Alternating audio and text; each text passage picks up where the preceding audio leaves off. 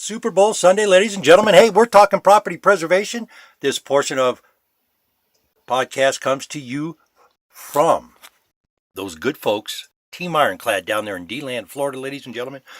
All your landscaping preservation needs wrapped up underneath one roof. Got the fast events coming up here. I just spoke with Brett Douglas a few days ago. Fast, look for something the first week of March, if I'm not mistaken. We'll see something going on down there in D-Land, Florida. Got those almond poppy seed muffins. They are delicious, ladies and gentlemen. Hey, that drop dead gorgeous gal up there in Richmond, Virginia, Kim Savage, Women to Work. That's right, Kim Savage of Women to Work.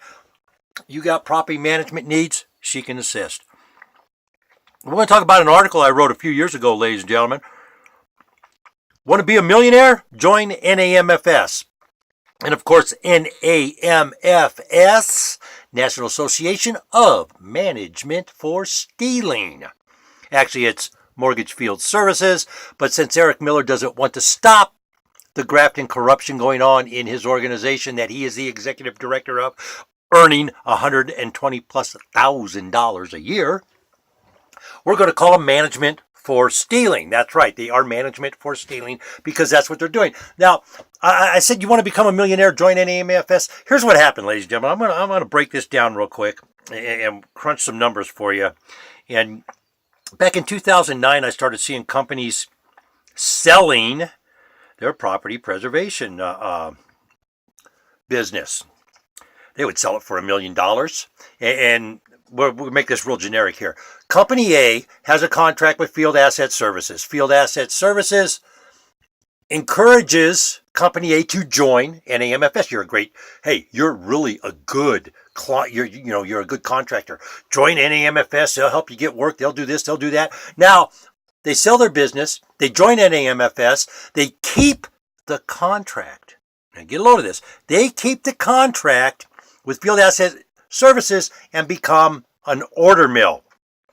They'll get a contract, they'll do this. They'll pick up 7 states doing this when they do this. So they become what they call a regional, a super regional. And they'll get these contracts, they'll get all these work orders, they'll turn around and sub them out, and they'll keep 20% of the invoice. Well, the problem with that is, in the big picture, for today, it's fine because I'm making money and I'm not putting any money out. But after a minute, it becomes unsustainable because there's other issues that creep in. Quality control, for example. Code violations. Things like this pop up. Bad business management creates cash flow issues. So what these companies do, we have 7, let's say we get Company A, he gets a contract and he picks up, we're going to make this really simple. He picks up 100 contractors in 7 states. So he has 700 contractors. Okay? 700 contractors.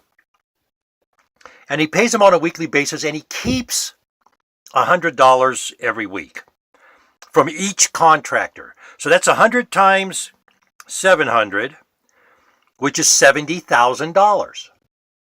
Okay?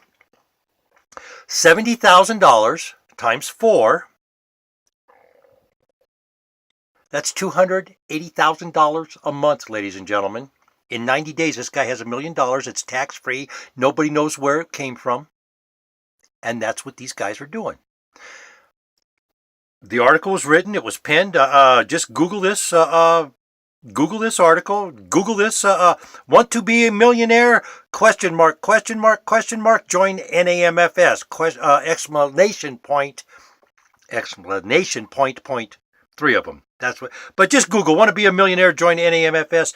You'll drop on the Alladay LLC website on my blog page, and it'll get you. Now, National Association of Mortgage Field Services was created to provide its membership, and that's very important, its membership with a voice to all parties within the industry. Members include servicers, national field service providers, inspectors, contractors, and those offering industry-specific services. Now, They say they were uniting the mortgage field services. That's actually been changed because I challenged them on what was on their homepage many years ago. I challenged NAMFS because they were saying that they were like the sliced white bread, the second coming of Jesus, and they were all saving the thing. And I accused them of letting the industry disintegrate, which they have. They've allowed it to fall in on itself, and they built this pyramid that is slowly collapsing back to NFN. I have received, in the last 48 hours, 7 phone calls from people that said, hey, I know I called you last week, blah, blah, blah, but they did send a check. I go, how much was it for? Is it for everything you're owed? Well, no, they're saying this, this, and this, and this. What they do, because there's this 30-day window for everybody to get paid, and when you start getting other people in between the primary and the labor, it might get to 45 to 60 days. Some of this stuff goes past lien ability rights, where you can have the ability to lien the property if you're not paid on it. For all your lien needs, this section of Alliday LLC podcast on a Sunday, Super Bowl Sunday.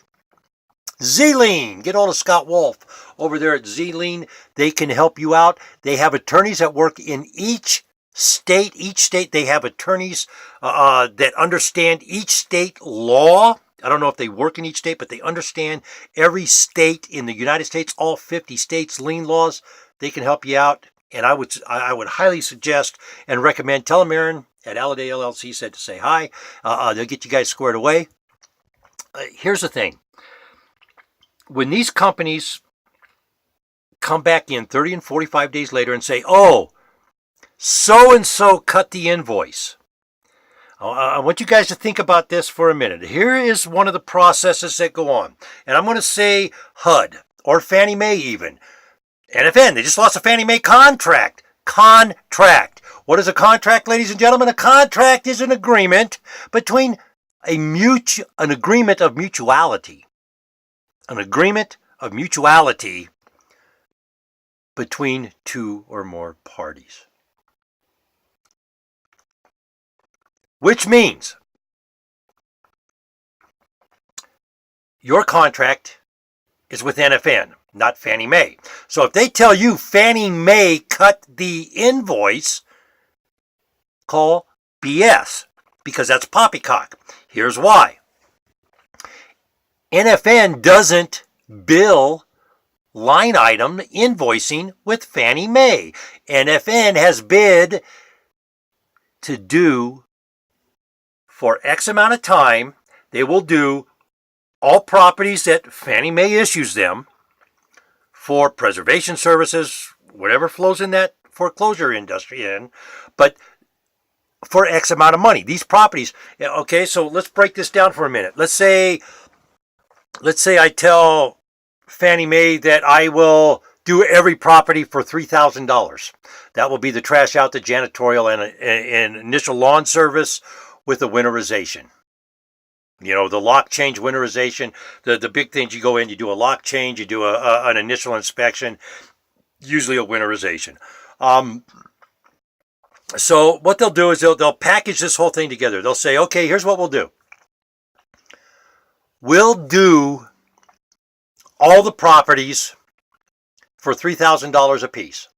They'll turn around and tell you $500, and that $1,500 is theirs. So now what happens, or a company will line item negotiate with you. This, well, we'll pay you $15 a cubic yard. On 100, that's a $1,500 bill. A lot of people that have never worked, don't understand labor costs, they jump all over that. $18 a yard. Ladies and gentlemen, it costs $25.75 to dump at Waste Management in Reno, Nevada. If your load is compacted, it is $65 a yard. Why you morons are not photographing that price sign and sending it back to places like Safeguard that want you to break everything down and compact it is beyond me. Why that is not being used as a negotiating tool, you're plain and simple, you're stupid. There is no excuse, absolutely no excuse for that. And I'm sorry to be curt, ladies and gentlemen, but I've been screaming about this for 5 years now, and sometimes it gets very frustrating that you see people doing what they're doing. Oh, it's okay, SA, hey, whatever, and they'll say stupid stuff to you. They don't understand the fact that they're beating everybody to death in the industry by doing this stuff because they're cheating themselves in addition to everybody else. Now, NFN, for some weeks now, I've been getting reports that they are not paying people. And you can see, ladies and gentlemen, how easy it would be to set up an order mill business. And make no mistake about this. This is what Hope Gamble, Cassandra Byrne, and her little punk bitch, David Edwards, hey Davey, over there in Indiana are doing. They're going to steal from you, ladies. Now, I'm telling you right now, that is the nature of what they're doing, is to scam people out of their money. If I'm lying, I'm dying. Hope is already guilty of it. She left a trail of financial devastation behind her, leaving Florida. She escaped is what she did because people were looking for her, wanting their money.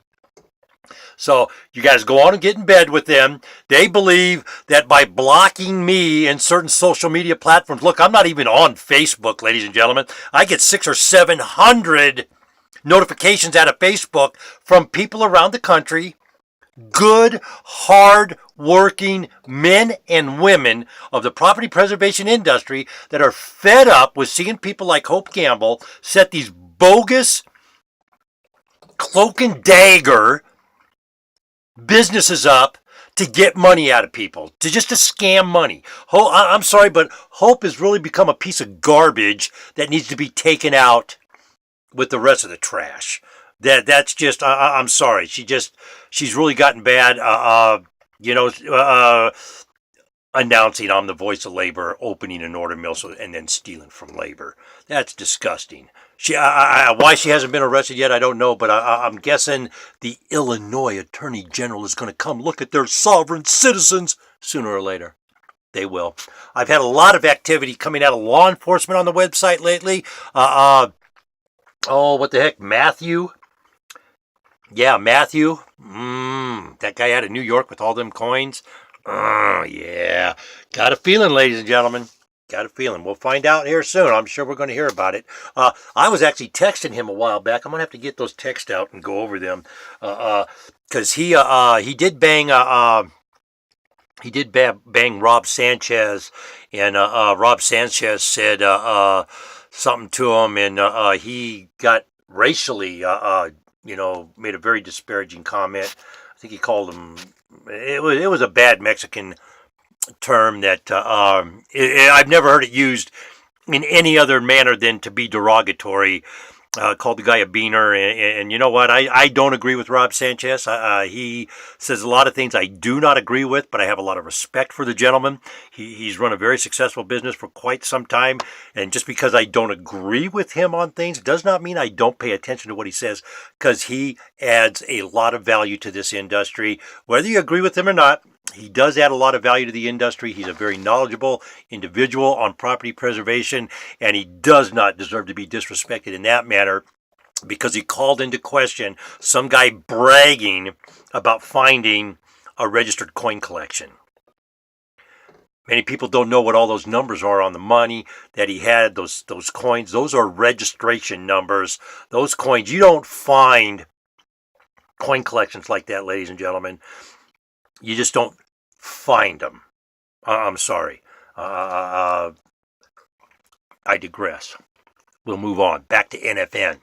Back to them scamming you. 7 people in the last 48 hours, I think it is. Now, I'll have to check it to make sure, but they've called me up and they've said, hey, I got a check. It's okay. I said, well, how much would you check for?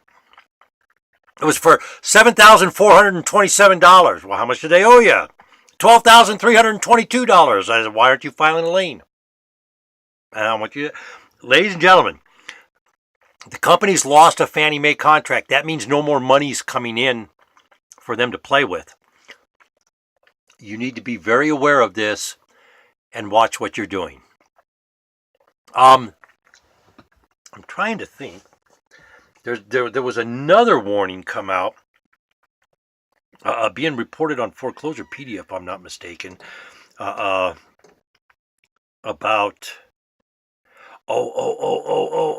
yes. Mike Williams, that's right, Mike Williams.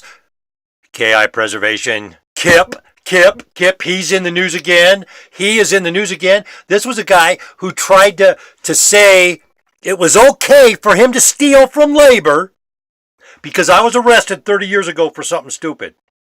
Or I did something stupid. I shouldn't say I was arrested for something stupid. It was a serious matter. I did something stupid. I wasn't using my head. But anyways, beside the point, he tried to tell everybody in a thread on LinkedIn that it was okay for him to steal from somebody because I committed a crime 30 years ago. That's the mindset of some of these people, ladies and gentlemen. So KI preservation, Kassarin in something preservation. It's KI preservation. I believe they're out of North Carolina. NFN, both on the watch list, ladies and gentlemen, both on the watch list. Hey, speaking of, before I get out of here today, foreclosurepedia.org. That's foreclosurepedia.org. All your up to the minute property preservation news. Oh my goodness. All the usual suspects. I think this is an old article. Let me pull a new article up on the Foreclosurepedia page here, ladies and gentlemen. But I do believe KI Preservations, they are on this week's watch list. NFN on the watch list. Ladies and gentlemen, if you are owed money, you have to remember one thing here. And this is a critical element. KI Preservation, I don't care what he puts on the work order. You cannot waive a lien right. Same with NFN. Okay? If these people owe you money, if something's not right, lien the property, let the courts shake it out. And this is why. If you lien the property, let the courts shake it out, it's going to put these organizations' business practices in the court. They're violating federal laws, ladies and gentlemen. They are violating federal laws. They don't have a business license in your state. You shouldn't be doing business with them. Period. They're profiting on work done in the state you reside in. That money needs to be taxed so your children have better books, better schools, better school buses, better health programs. That's what's going on, ladies and gentlemen. They're beating the tax codes, they're beating the licensing codes, and they're hiding behind some facade that it's all okay because they're doing the public a service. Eric Miller is one of the biggest criminals in property preservation because he stands by, he says nothing, and he does nothing to stop the crime wave that his members have proliferated on labor. In closing today, ladies and gentlemen, patriots. I'm an American patriot. I hate the New England Patriots. I'm not an Atlanta Falcon fan at all. I am going to hope that I get to watch a hell of a football game, and I think we're going to have a great game today, ladies and gentlemen. A great Super Bowl. In closing, I urge everybody, if you have something you want to get a message to Donald Trump, do what I have done. I have started a campaign on Twitter. Every day I Twitter. Donald Trump, please get the poison out of our food. Of course, I'm talking about glyphosate. And do not miss GMO Tuesdays on Periscope TV. Preservation Thursdays, Periscope TV, live at 5. Both days live at 5, ladies and gentlemen. That's Tuesdays and Thursdays. Let's have a great day, ladies and gentlemen. Let's all be safe out there.